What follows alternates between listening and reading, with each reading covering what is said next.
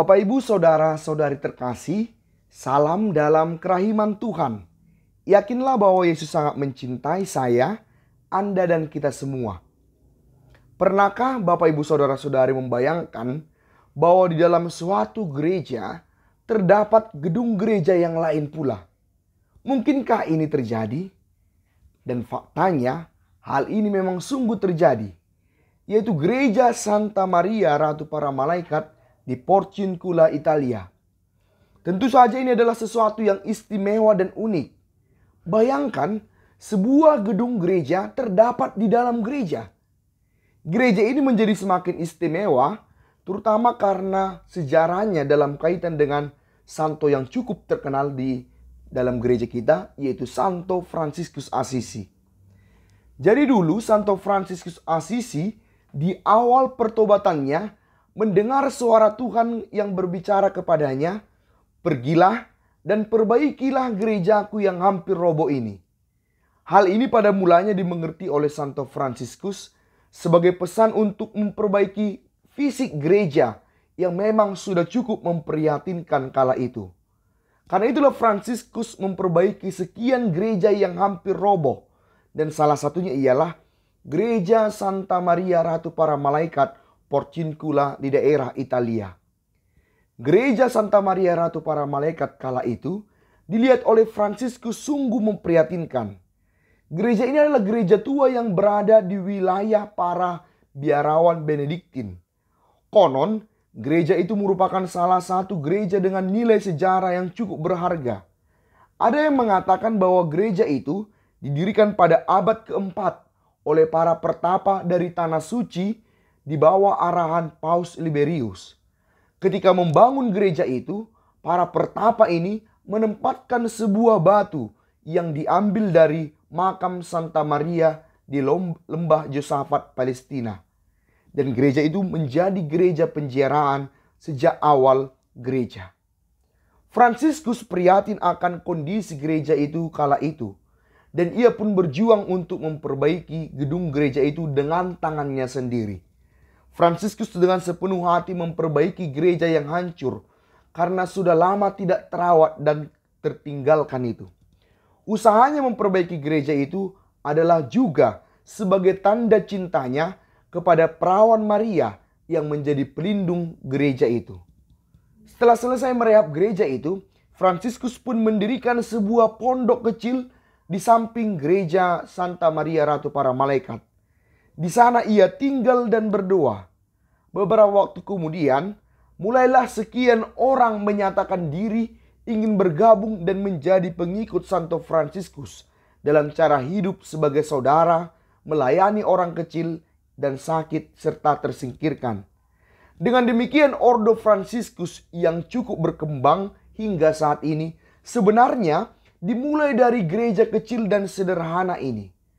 Pada tahun 1211, pimpinan biara yaitu Abbas Biara Benediktin yang adalah pemilik gereja itu kemudian menyumbangkan gereja ini kepada Fransiskus dan para saudaranya dengan satu syarat, yaitu agar di tempat itu mereka mendirikan rumah induk persaudaraan Fransiskan.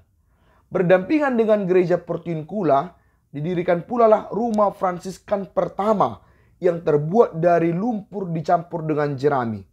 Pondasi rumah itu konon masih ada hingga sekarang, yaitu di samping bawah altar agung Basilika yang ada hingga saat ini.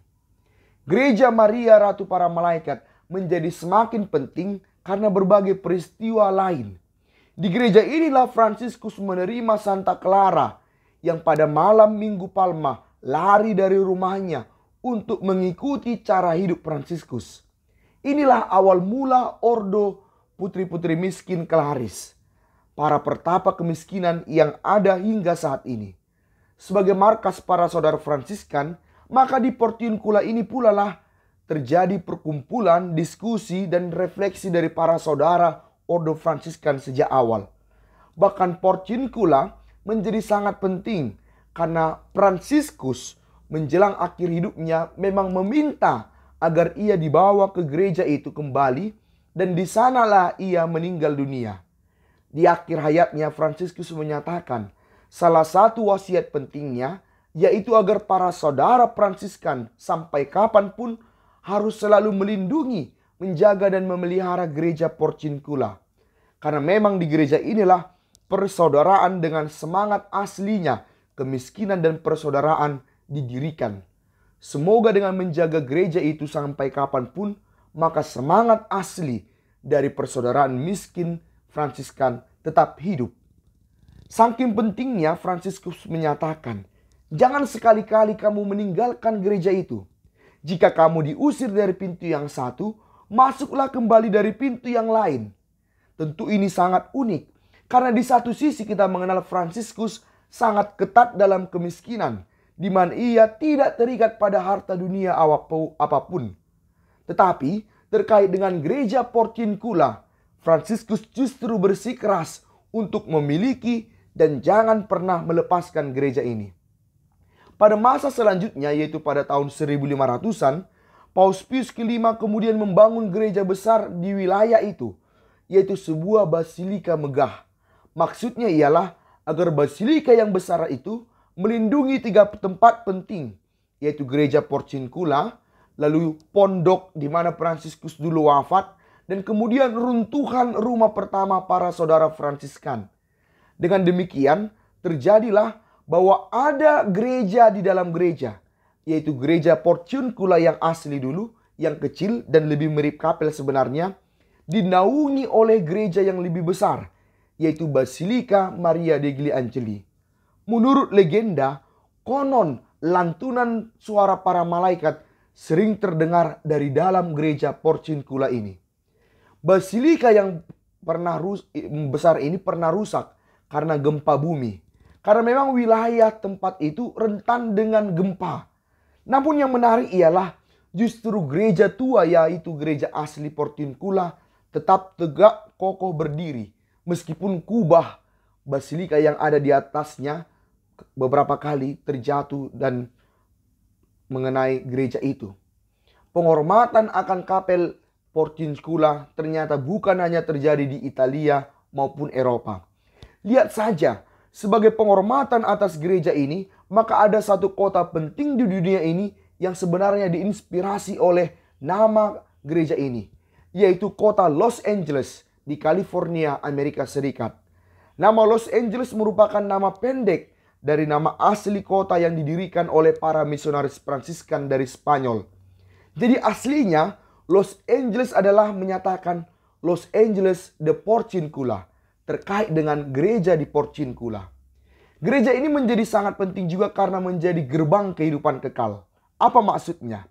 Ya, gereja universal telah memberikan indulgensi di tempat itu, yaitu gereja Porciuncula yang sehingga dikenal dengan indulgensi Porciuncula. Pemberian indulgensi ini terkait dengan penampakan Bunda Maria yang diterima oleh Fransiskus di tempat ini. Suatu kali, Fransiskus berdoa di gereja itu dan melihat Bunda Maria dan Tuhan kita dikelilingi sepasukan besar para malaikat. Maria pun mengatakan agar Fransiskus pergi menghadap Paus Honorius ketiga agar Paus memberikan indulgensi untuk tempat itu. Dengan adanya indulgensi ini, mereka yang datang ke gereja ini dapat memperoleh indulgensi yang berguna bagi kehidupan kekal mereka. Gereja Ratu Para Malaikat ini diperingati setiap tanggal 2 Agustus, yaitu hari pemberkatan gereja ini dulunya. Kami para saudara-saudara Kapusin, khususnya di Indonesia, merayakan hari ini sebagai pesta dengan salah satu momen pentingnya, yaitu ikrar kaul perdana bagi para saudara Kapusin di Indonesia. Maka hari ini 2 Agustus di biara-biara novisiat Kapusin di Indonesia, di Parapat, Nias, Sibolga, Pontianak, berlangsung pesta kaul perdana.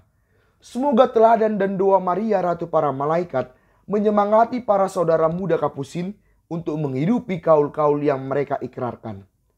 Demikianlah Bapak Ibu Saudara-saudari terkasih, video kita terkait dengan gereja unik Santa Maria Ratu Para Malaikat di Porciuncula, yaitu gereja di dalam gereja. Gereja di mana pernah Bunda Maria menampakkan diri kepada Santo Fransiskus dari Assisi. Yesus, Engkau andalanku, Pace Ebene.